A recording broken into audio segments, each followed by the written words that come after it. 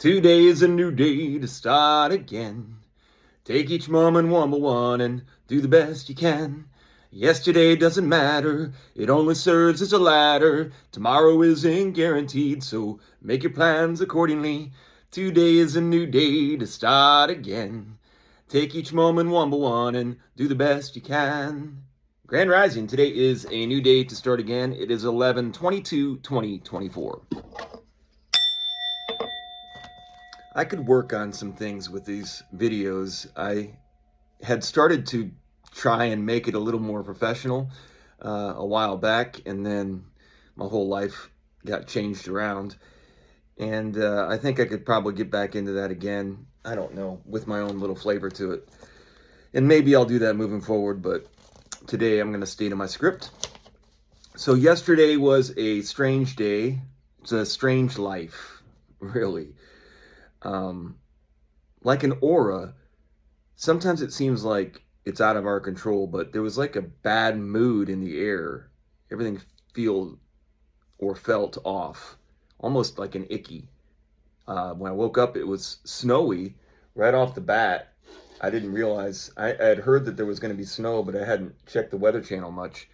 And when I went outside, it was snow everywhere on the ground. And this morning did feel different to me this morning when I got up. Like the veil has been lifted a little bit. I feel relief because I've been under this weird anxiety.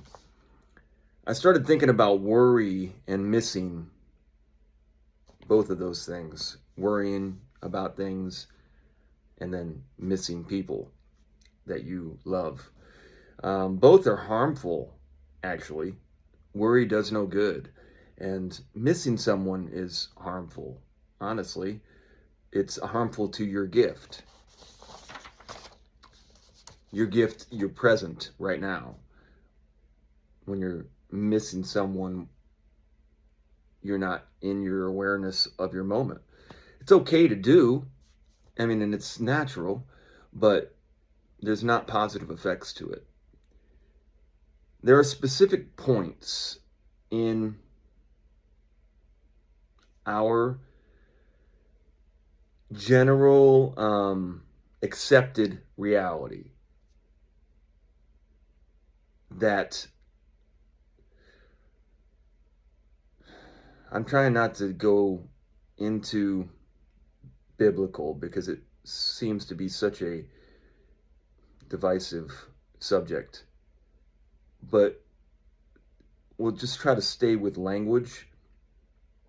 Like Elohim and that whole idea, the pluralism versus the monotheic, and then also the feminine and the positive, or the feminine and the masculine, the positive and the negative, the polarities that are just so evident,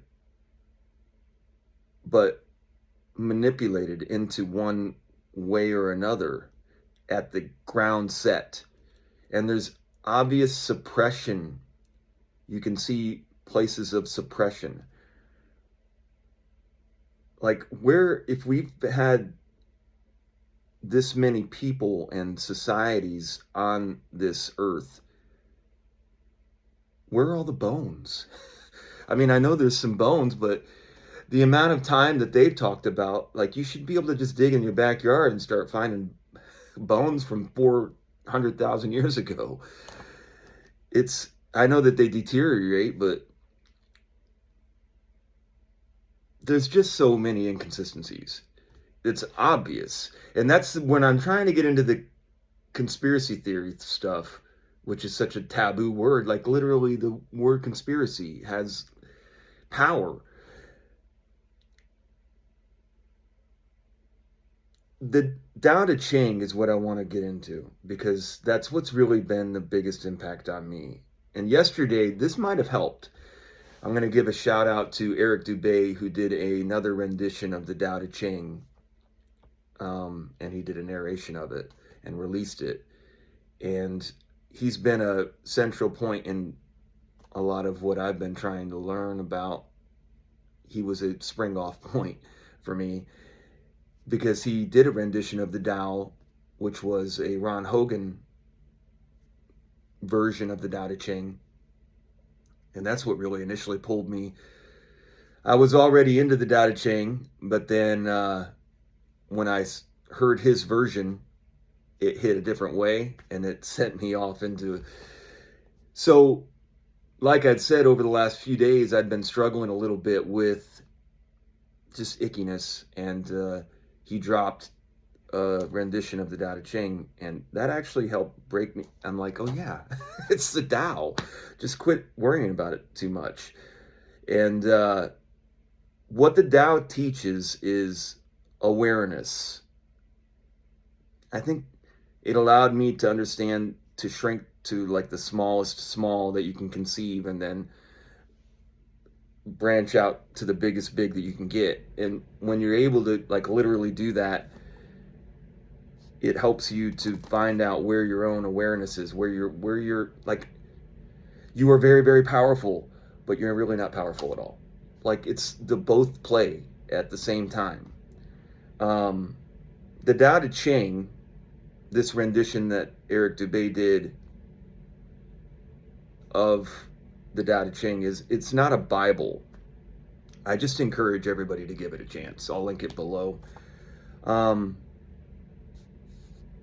bring this back, if you're not into the Tao Te Ching, our impulses are being manipulated. That's what I think. These phones, that's what they're all about. And I say harvested. I think we're, like, you're holding your phone right now watching this. I think, like, your energy is going into whatever you're looking into. And it goes into symbology. So maybe this Titleist thing, I don't know. Let's go backwards. And then it says something else. What's it say? Titleist again. I think that's like a symbol. And I think that, like, when you're looking into that, your impulse, it goes into wherever it goes. I really don't know how that works. I'm not that scientific. Where am I going with this? But I think that, like, as you are thinking about things, especially like in a lustful way, there's energy that's happening outside of what we even are aware of. And it is less powerful and more powerful than we could possibly know. I think it depends on our awareness and our intent. Probably into these, like I said, into these devices. Where we put our energy, what is the purpose for our actions? Is it for this woo-wee? That's the other thing I want to try to come back to on this Tao Te Ching thing. Like, the Tao Te Ching isn't a Bible. It's trying to explain something that's unexplainable. It's just, and it's, the Bible has its own power as well.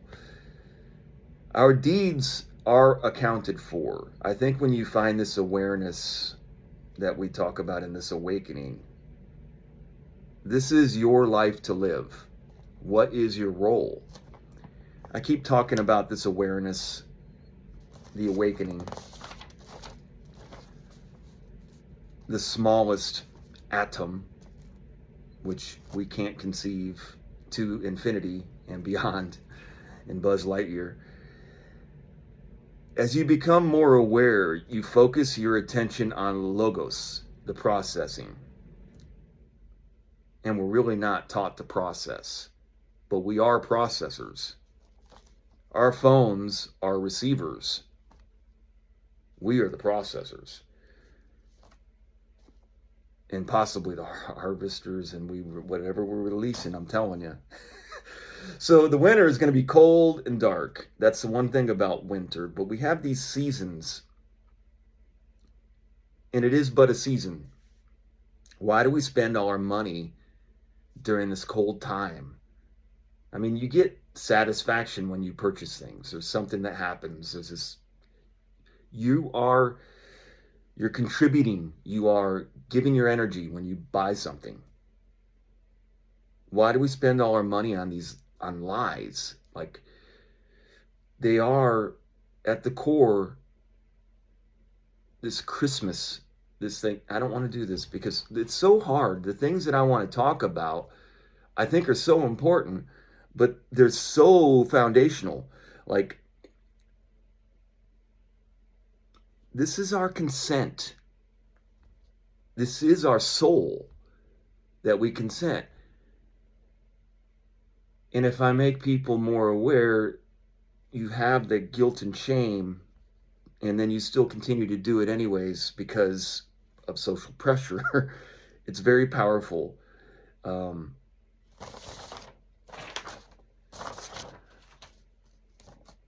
needs government when we control ourselves? And we do. We control ourselves, but we're not. These things, the narratives, control us. If you are truly brainwashed for your own good,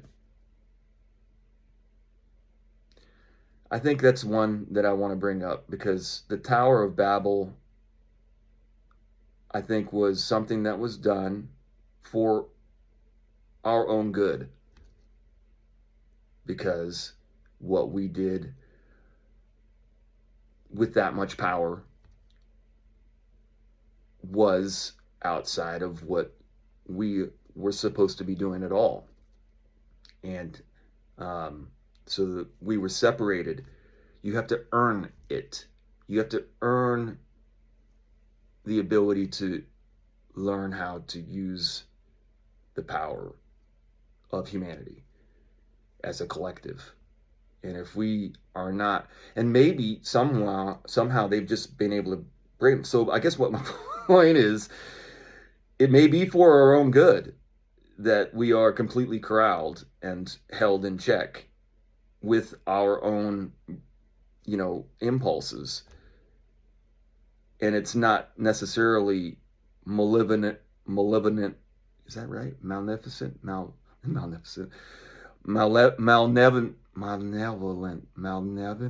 that's a hard word to say.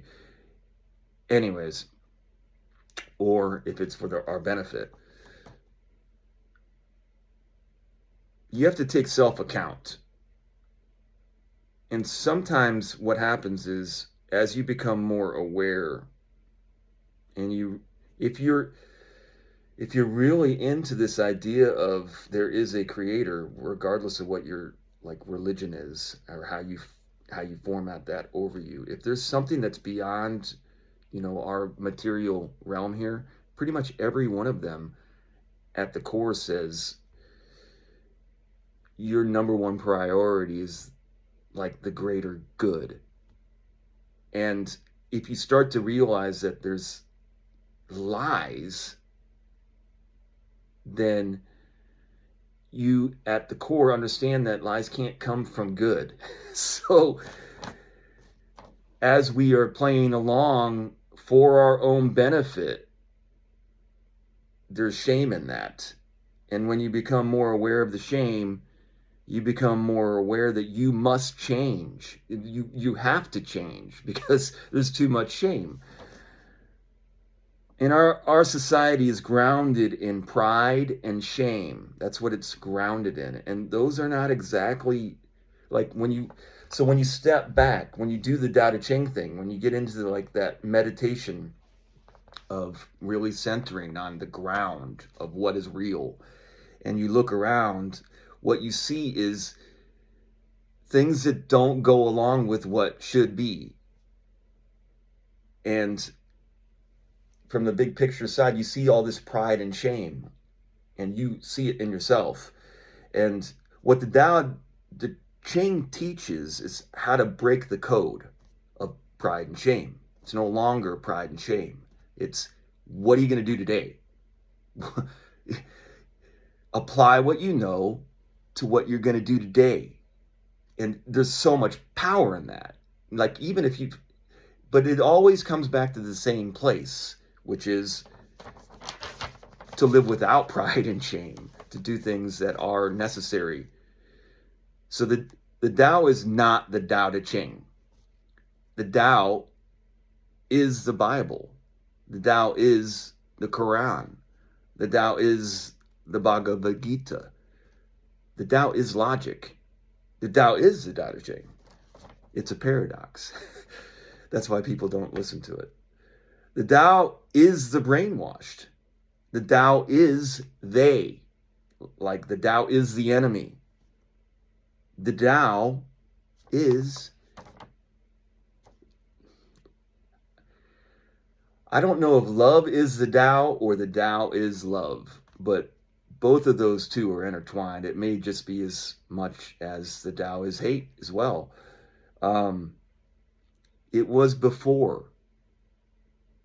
It's order and chaos. It's the ordering of chaos, essentially. But the Tao Te Ching, I just want to circle back to that because my words suck compared to what is being able to be left through what a beautiful work the Tao Te Ching is. I just encourage you to give it a try, give it a chance, and don't give up on it without giving it its full.